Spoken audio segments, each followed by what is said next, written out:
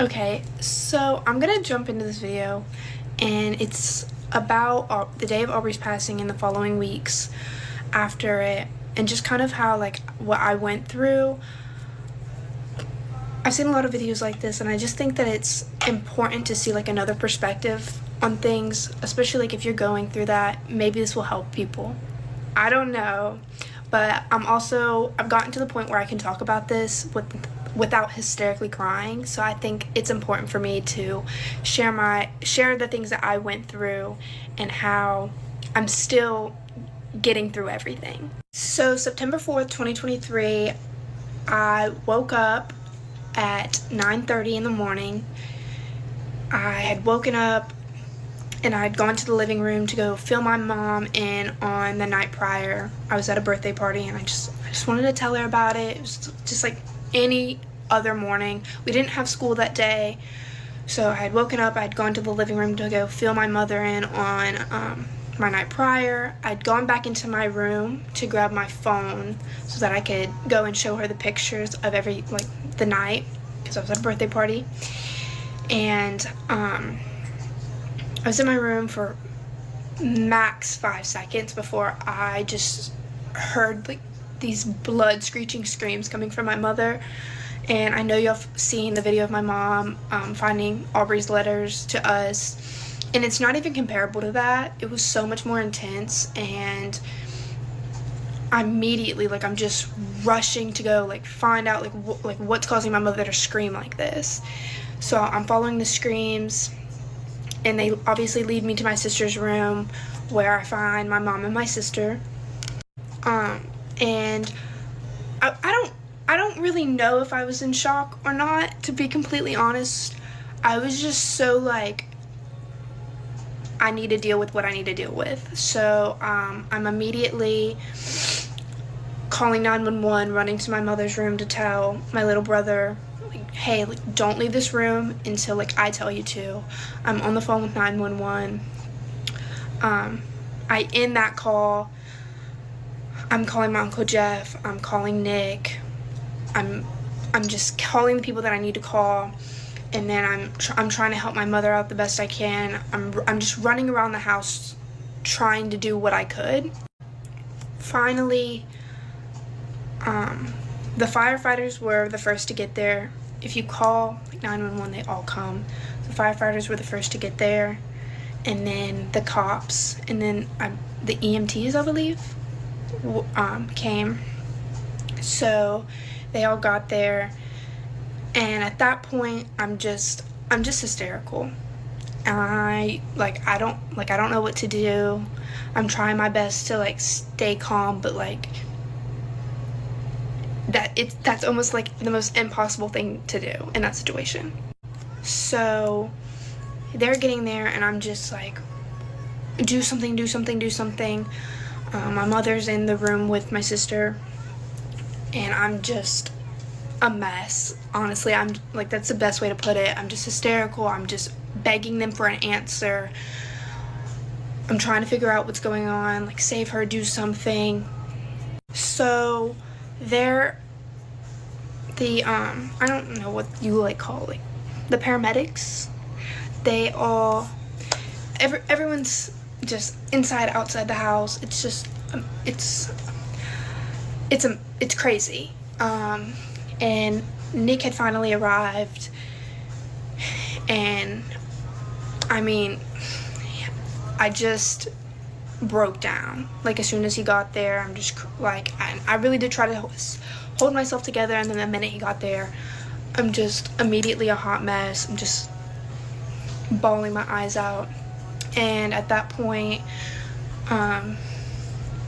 we knew that Aubrey had passed. So at that point, it was just, it all happened, like, time went by so fast for me. And so I'm a hot mess. Like, at this point, like, I know my sister's not gonna wake up, but I'm like, I need to check on my mom. I need to check on Riker. So I'm running back and forth between checking on my mother and going into her room and making sure that Riker's okay and that he doesn't need anything.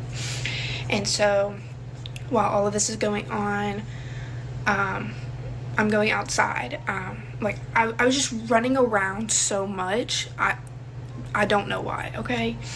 So I go outside, and I see that my Uncle Jeff had pulled up, and I've never like broke down like that in my whole entire life. Like he gets out of his truck, and I just like I run and I just fall. It's like a scene you see out of like a movie. I'm just running and I literally fall in the grass, and he's like picking me up, and then he's crying, I'm crying, like I'm hysterical. I'm like, she passed away. I don't know what to do anymore. I'm a hot mess. So at this point, a couple hours, like I'm not gonna go into detail about every little thing. Some of that is private. So at this point, I'm just, a few hours have passed. We're all in the house, and we're just like kind of just trying to figure out how we're gonna tell Riker, because he still doesn't know anything that's going on. He hasn't even left my mother's room yet, and I'm gonna leave that up to like my mother to talk about. It's not my place. I'll leave. When she comes back, she can talk about it. That's just an emotional roller coaster itself. So, like the weeks following Aubrey's passing, I didn't go to school for 2 weeks. I was with my mom.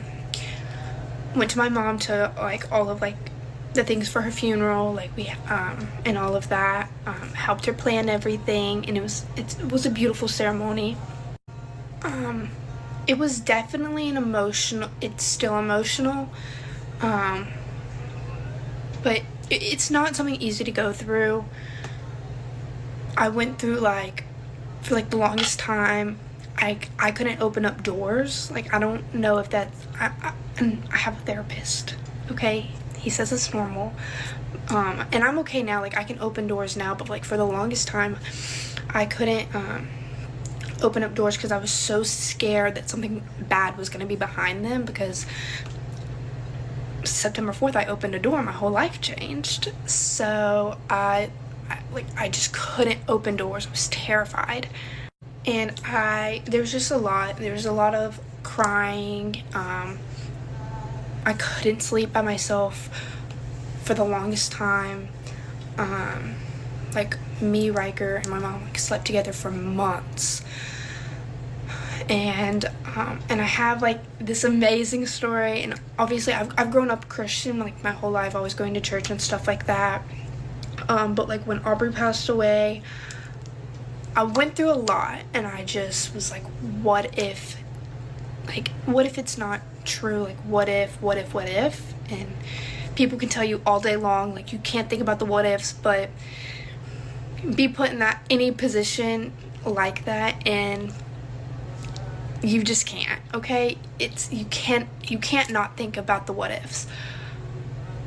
So I'm really going through it, just thinking about everything, like what if heaven and hell like aren't real, like what if, because at the time the only thing that was keeping me sane was, oh, I'm gonna see her again one day. When it's my time, like, I'm gonna pass, and I will see my sister again one day. And so I just like was going through it, and I always say my prayers at night, and I lay my head down, and I just like, it was the craziest thing ever. It was a man's voice, and I never heard it before ever, and it's just opened the book, and I just took it as like that was Jesus telling me to go read the Bible.